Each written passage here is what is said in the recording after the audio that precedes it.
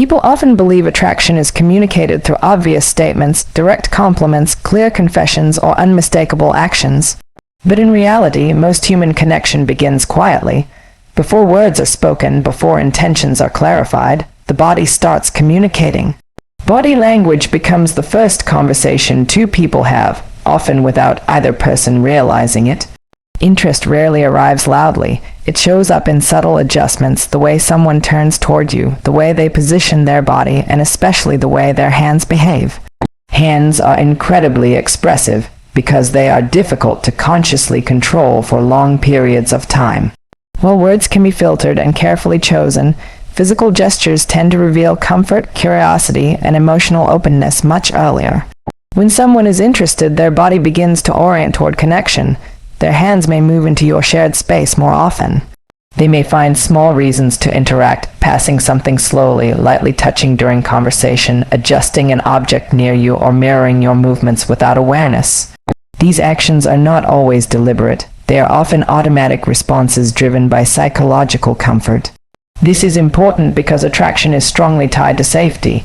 A person's nervous system must feel relatively safe before physical proximity feels natural. Hands become one of the first signals of that safety. Open palms, relaxed gestures, slower movements, these can reflect reduced tension and increased presence. In other words, the body is saying, "I feel okay here." Mirroring is another powerful element. When someone subtly copies your hand gestures, picking up a glass after you do, resting their hands in a similar position, matching your rhythm, it can indicate emotional attunement. Humans mirror when they feel engaged. It is a nonverbal way of aligning, a quiet signal that attention is focused and connection is forming. However, these signals are often missed because many people are trained to look for certainty instead of patterns. They wait for a clear sign that cannot be misinterpreted, but attraction rarely offers that level of clarity early on. It unfolds through clusters of small behaviors repeated over time. A single gesture means little. Consistent patterns begin to mean something. Another reason people overlook body language is internal noise. Anxiety pulls attention inward. Instead of observing the other person, someone becomes preoccupied with how they appear, what they should say, or whether they are being judged. This self-focus blocks perception. Signals may be present, but they pass unnoticed because attention is elsewhere. There is also the fear of misreading. Many people worry about assuming interest where none exists. That fear can create hesitation so strong that even obvious comfort signals are dismissed. But reading body language is not about certainty. It is about awareness. It is about noticing possibilities rather than making conclusions. Hands, in particular, reveal shifts in emotional distance. When someone feels closed off, hands tend to withdraw, cross, fidget defensively, or stay occupied as a barrier. When someone feels open, hands become more expressive, more visible, and more relaxed. They participate in the interaction instead of protecting against it. Physical proximity also matters. If hands repeatedly enter shared space without withdrawal, it may suggest tolerance for closeness. Comfort with closeness is one of the earliest building blocks of attraction. It does not confirm romantic interest on its own, but it signals that distance is not being strongly maintained. Timing plays a role as well. Early in interactions, gestures may be cautious. As comfort grows, movements often become slower, softer, and less guarded. This gradual shift can be more meaningful than any single action. Attraction often looks like decreasing tension rather than increasing intensity. Understanding that body language communicates before words changes how people experience connection. Instead of searching for dramatic proof, they begin noticing emotional climate, the small indicators that show whether interaction feels easy or effortful, warm or guarded, mutual or one-sided. This awareness does not mean assuming outcomes. It means recognizing that communication is layered. Words are only one layer, tone is another. Body language, especially the hands, is often the earliest layer to shift when interest appears. When people learn to observe these signals, they become more present. They stop chasing certainty and start noticing reciprocity. They become less focused on performing and more focused on sensing. In that shift, from trying to impress to trying to understand, is what allows connection to develop naturally without forcing clarity before it exists. Hands are one of the most revealing parts of human body language because they operate at the intersection of thought, emotion, and nervous system response.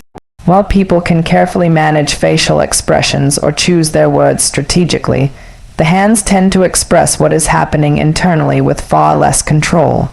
This is why they often become a strong indicator of comfort, emotional openness, and psychological safety during interaction.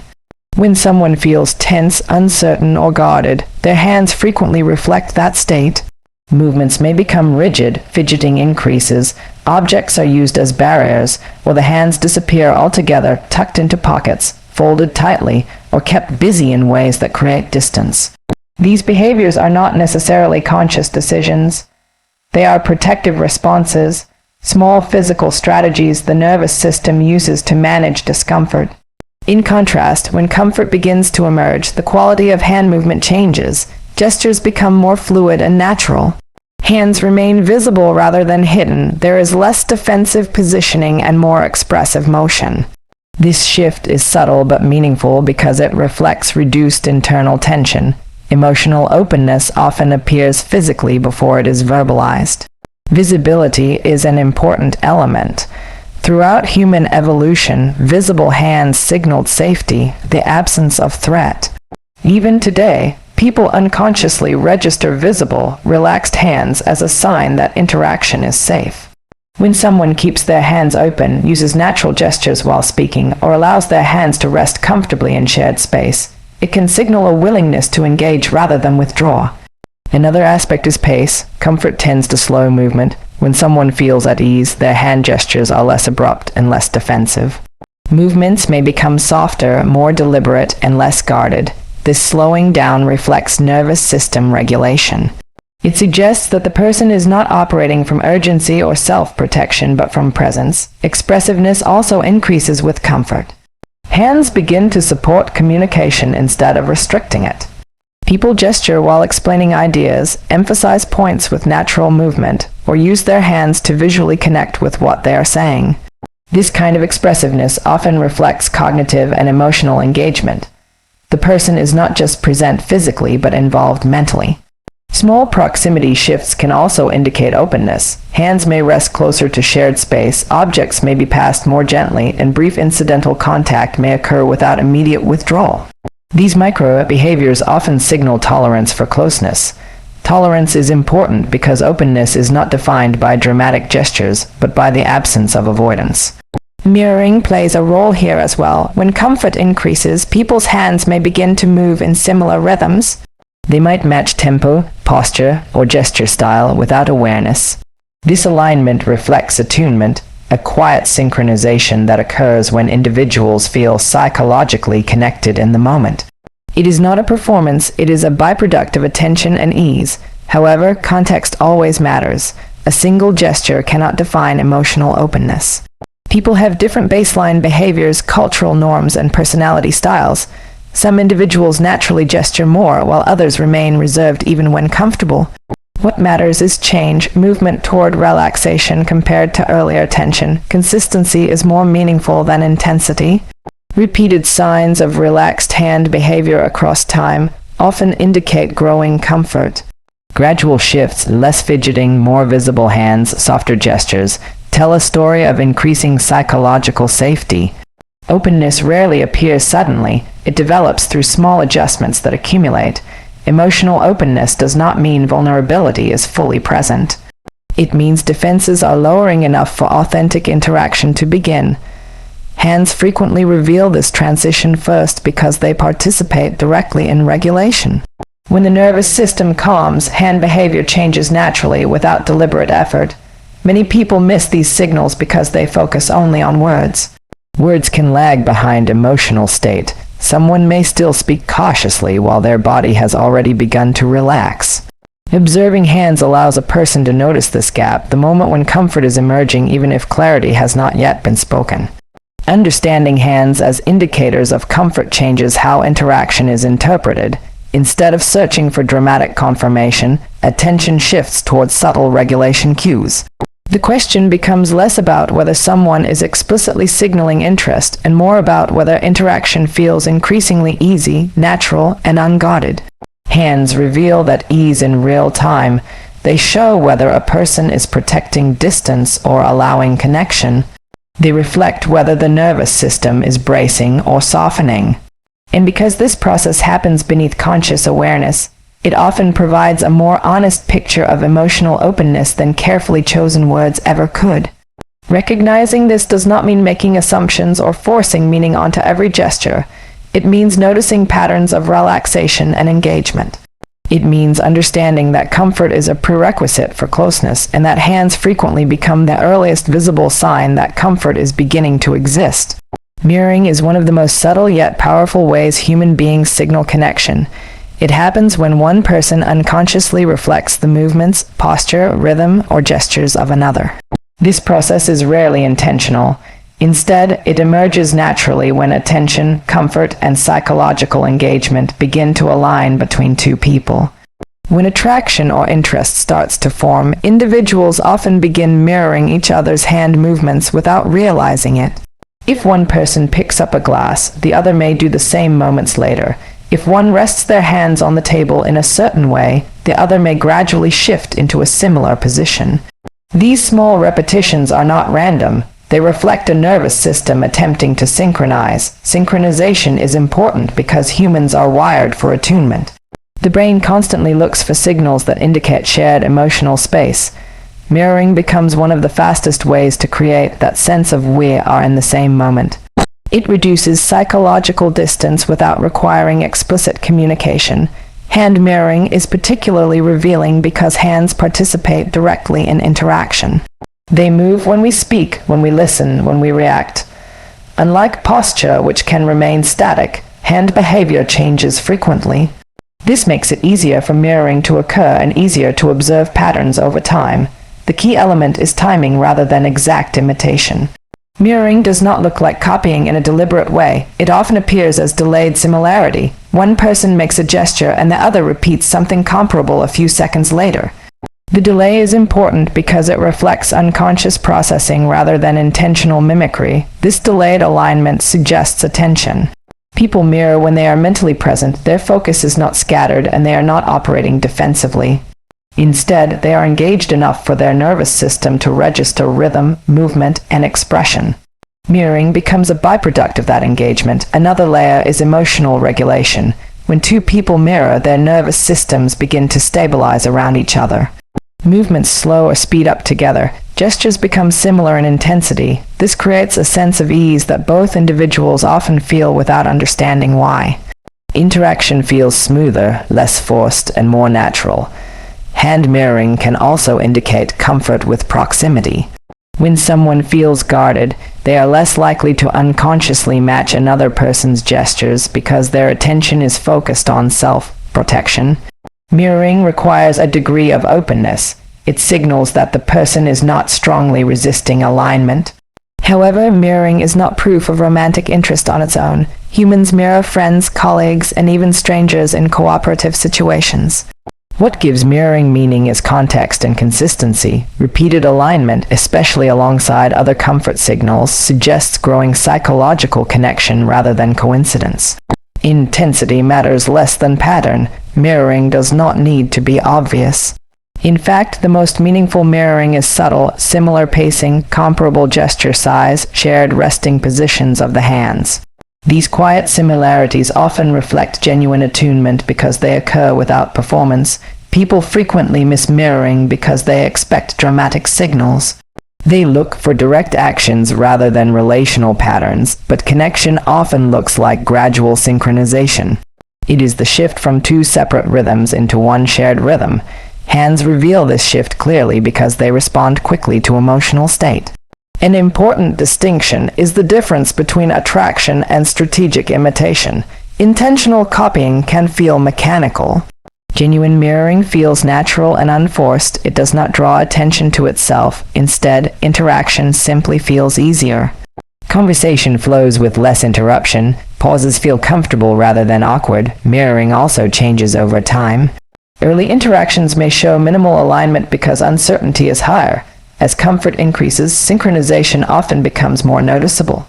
Gestures begin to match more frequently and movement patterns start to overlap.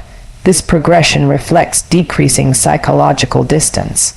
Awareness of mirroring shifts focus from isolated actions to relational dynamics. Instead of asking whether a specific gesture means something, attention moves toward whether interaction feels increasingly coordinated. Coordination suggests mutual presence, and mutual presence is a foundation for deeper connection. It is also important to recognize that mirroring is bidirectional. It is not only about observing whether someone mirrors you, but noticing whether you are mirroring them. Alignment typically happens both ways when engagement is mutual. This reciprocity is what differentiates connection from one-sided attention. Understanding mirroring helps people become more attentive to the rhythm of interaction. They begin noticing whether movements clash or align, whether gestures feel disconnected or synchronized. Hands provide one of the clearest windows into this process because they continuously reflect internal state. In the end, mirroring is less about specific gestures and more about shared timing. It is the nervous system quietly saying, "I am with you in this moment."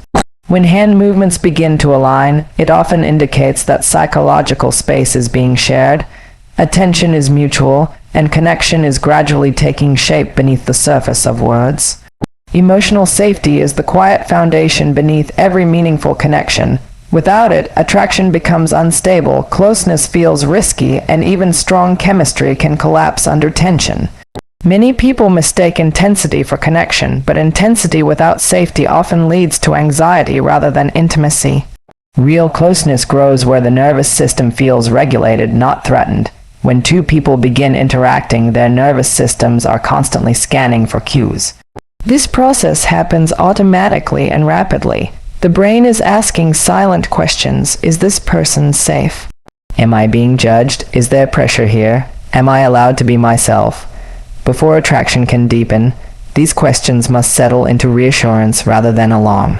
Emotional safety does not mean certainty about the future. It means comfort in the present moment. It means the interaction feels steady rather than chaotic. When someone feels emotionally safe, their body softens, shoulders relax, breathing slows, movements become less defensive. Conversation flows with less self-monitoring. This physical ease creates space for authentic connection.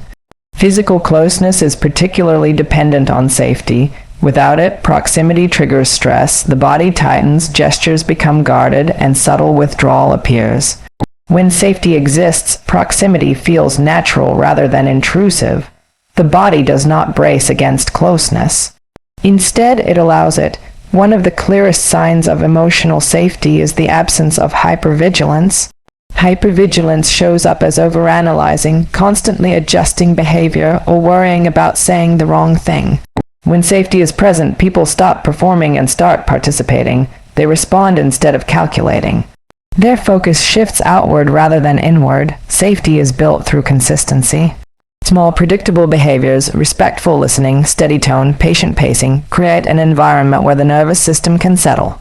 Sudden intensity or pressure, even if well-intentioned, can disrupt that regulation. Attraction thrives in steadiness more than urgency. Trust develops gradually, and emotional safety is the first layer of trust. It is not built through dramatic gestures, but through reliability. When someone feels that their boundaries will be respected, their opinions heard, and their pace honored, openness increases. Without that assurance, defenses remain active. This is why pressure often backfires. When someone feels rushed toward physical or emotional closeness before safety is established, the nervous system reacts protectively. The reaction may not be obvious, but it shows up in subtle distancing behaviors. True connection cannot be forced because safety cannot be commanded. Emotional safety also allows vulnerability to emerge. Vulnerability is often romanticized as bold confession or emotional intensity. In reality, vulnerability begins quietly, sharing a small personal detail, expressing a genuine opinion, laughing without self-censorship. These moments only happen when someone feels secure enough to lower defenses slightly. Safety is reciprocal. It is not something one person demands from another. It is co-created. Each person contributes through tone, pacing, attentiveness, and respect. When both individuals sense that the interaction is balanced rather than one-sided, comfort deepens. Another critical component is emotional predictability. Unpredictable reactions, sudden mood shifts, inconsistent attention, exaggerated responses create uncertainty. Uncertainty activates vigilance. Vigilance blocks relaxation. Without relaxation, physical closeness feels unstable rather than inviting. Safety also reduces the fear of rejection. When someone believes that even if feelings are not reciprocated, they will not be humiliated or dismissed, they can engage more openly. This emotional cushion makes exploration of closeness feel less threatening. Many people confuse boldness with attractiveness. But boldness without attunement can feel intrusive. Emotional safety, on the other hand, signals maturity. It communicates that connection is not about conquest but about mutual presence. This kind of energy allows attraction to grow organically. Physical gestures reflect this dynamic clearly. When safety increases, touch becomes lighter and more natural.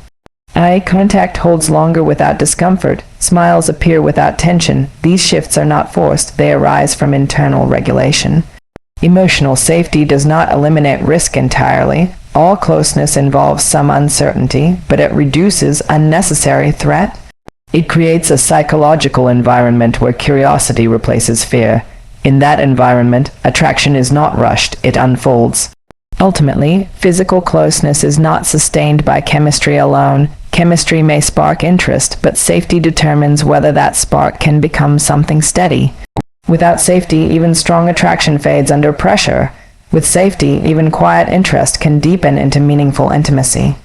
Connection grows strongest where both people feel seen without being scrutinized, approached without being pressured, and invited without being pushed. Emotional safety is the invisible structure that holds attraction together. When it is present, closeness feels like a choice rather than a risk. Signals are often misunderstood because people treat them as conclusions rather than invitations. A gesture, a glance, a shift in proximity, these moments can suggest openness, curiosity, or comfort, but they do not guarantee intention. Human behavior is layered, and attraction unfolds through interaction, not assumption. This is why signals are best understood as openings into possibility rather than evidence of certainty. When someone shows signs of comfort through body language, it can indicate willingness to engage in that moment. Willingness is different from commitment. It means the door to connection may be open, not that a specific outcome is expected. Many relational misunderstandings occur when people skip this distinction and move directly from noticing a signal to assuming meaning. An invitation is relational. It implies space for response, adjustment, and mutual participation. A guarantee, on the other hand, removes that relational process. It assumes that one person's interpretation defines reality. This shift from curiosity to certainty often creates pressure, and pressure disrupts the very connection the signal may have been expressing. Signals exist within context. A person may display warmth because they feel friendly, because they are naturally expressive, or because they are comfortable in conversation. These behaviors can overlap with attraction but are not exclusive to it. This is why patterns matter more than isolated moments.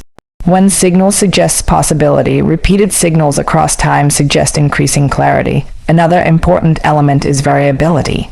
Human behavior changes with mood, environment, stress level, and social dynamics. Someone may appear highly open one moment and more reserved the next without any change in their overall interest.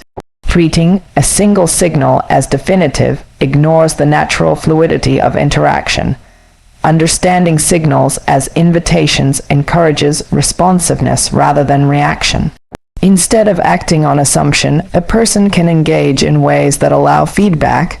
This might look like leaning slightly closer and noticing whether closeness is reciprocated, offering a light gesture and observing whether it is welcomed, or simply maintaining presence and allowing the interaction to evolve. This approach requires tolerance for ambiguity. Many people struggle with ambiguity because uncertainty feels uncomfortable. The mind seeks clarity quickly, sometimes too quickly, but connection develops inside that uncertain space. Moving too fast towards certainty can interrupt the natural pacing that allows mutual comfort to grow. Respect plays a central role here. When signals are treated as invitations, respect remains active because interpretation stays flexible. The other person's response continues to shape the interaction. When signals are treated as guarantees, respect can unintentionally drop because the outcome is presumed rather than discovered together. There is also an emotional component. Viewing signals as invitations reduces pressure on both people. The person noticing the signal does not need to act perfectly or immediately. The person expressing openness does not feel locked into an expectation. This shared flexibility supports authenticity, which is essential for real connection. Reciprocity becomes easier to observe when certainty is not forced. If a signal is an invitation, the next step is not escalation but engagement. Engagement allows the other person to meet you, match you, or gently create distance. That feedback provides clearer information than any single gesture ever could. Another benefit of this perspective is emotional regulation. Assumptions often trigger strong internal reactions, excitement, anxiety, urgency that can pull someone out of the present moment. Treating signals as possibilities helps maintain steadiness. It allows attention to remain on the interaction rather than racing ahead to imagined outcomes. This mindset also protects against misinterpretation. Misreading signals is normal because nonverbal communication is complex. When interpretation stays flexible, misreads become adjustments rather than mistakes. Interaction can recalibrate without embarrassment or pressure. Invitations require patience. They unfold through small exchanges rather than decisive leaps. This slower process often feels less dramatic but is more sustainable. It allows both people to gradually confirm whether comfort, interest, and emotional alignment are mutual. Clarity eventually emerges, but it emerges through interaction, not assumption. Words, consistent behavior, and mutual responsiveness provide stronger confirmation than any isolated signal. Signals start the conversation, they do not finish it.